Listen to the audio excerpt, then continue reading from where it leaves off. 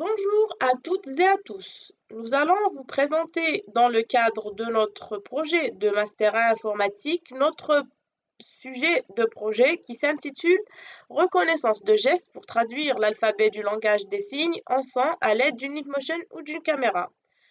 Ce, ce travail a été effectué par Monsieur Arila Sakel et moi-même, Mademoiselle Isa Belkacem.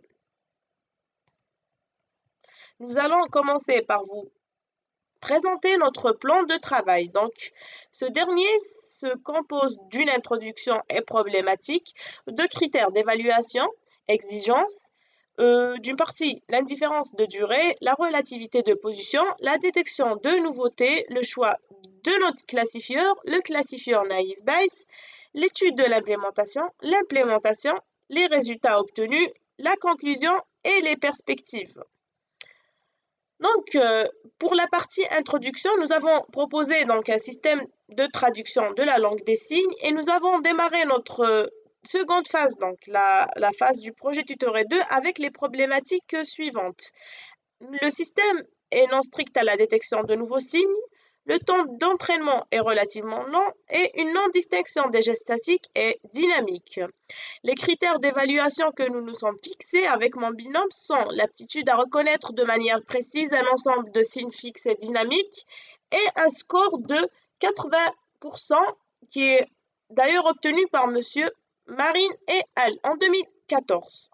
Les exigences que nous nous sommes fixées sont l'indifférence de durée, la relativité de position, la détection de nouveautés que nous allons expliquer par la suite. Donc l'indifférence de durée, une durée de 0,3 secondes après la détection de la main pour commencer à enregistrer, une analyse du mouvement entre chaque trame dans les 0,3 dernières secondes pour garantir la tolérance au mouvement involontaire, et un tampon d'une durée de 0,4 secondes lorsque la main est présente mais n'enregistre aucun mouvement.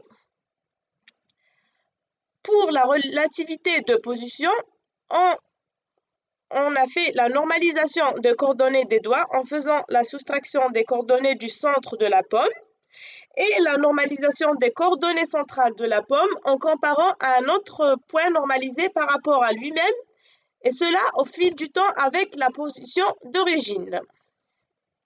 Pour la détection de nouveaux signes, on s'est fixé deux types d'erreurs qu'on a définis. Donc, le premier type, c'est mal exécuté, c'est-à-dire dans les normes humaines. Et le deuxième, c'est incorrect, c'est-à-dire incompatible. Le choix de notre classifieur, c'est motivé par l'indépendance de chaque caractéristique, la diminution de la complexité du calcul, donc du temps de calcul, et la détection facile de nouveautés.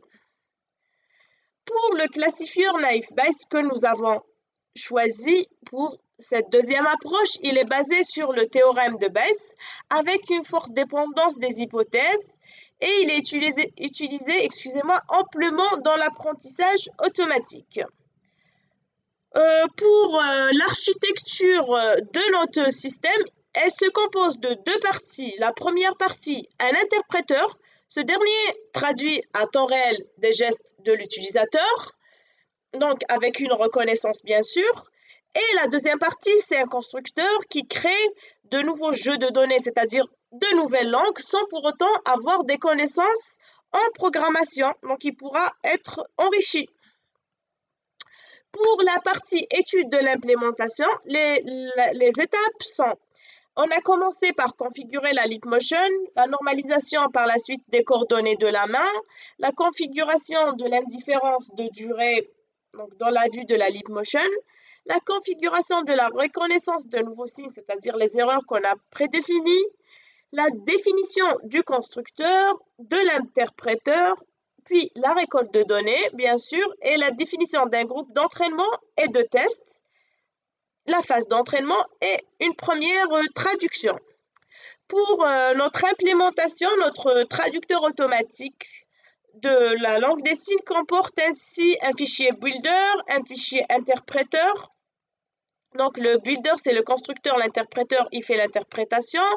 Un fichier Leapmotion, donc qui est généré par la Leapmotion, donc c'est toutes les informations relatives à cette dernière, un fichier NBC classifieur par rapport à la classification et un fichier UTIS, des outils.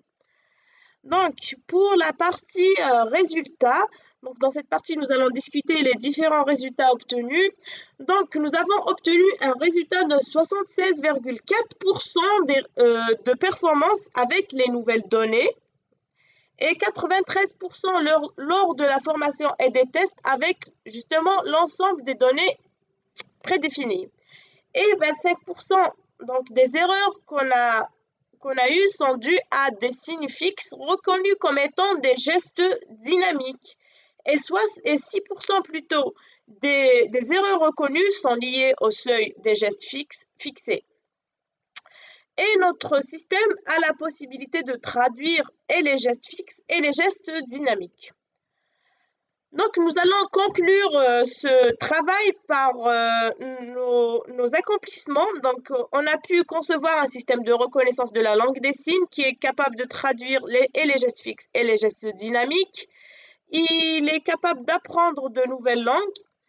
On a eu un résultat de reconnaissance de 76,4% qu'on peut justement enrichir avec avec beaucoup plus d'informations dans la base de données. Notre système a la capacité de distinction entre les gestes corrects, mal effectués dans les normes humaines et incorrects. Et il est plus strict que par rapport à la phase 1. Donc, on s'est fixé des objectifs qu'on pourrait par la suite améliorer et voilà. Donc, c'est améliorer les résultats d'apprentissage, donc augmenter le score qui est de 74,6%, donc pour une meilleure précision et traduire les gestes des deux mains. Donc, nous allons vous envoyer par la suite le lien du code de la démonstration et de la présentation. Donc, voici notre référence. Nous vous remercions pour votre attention.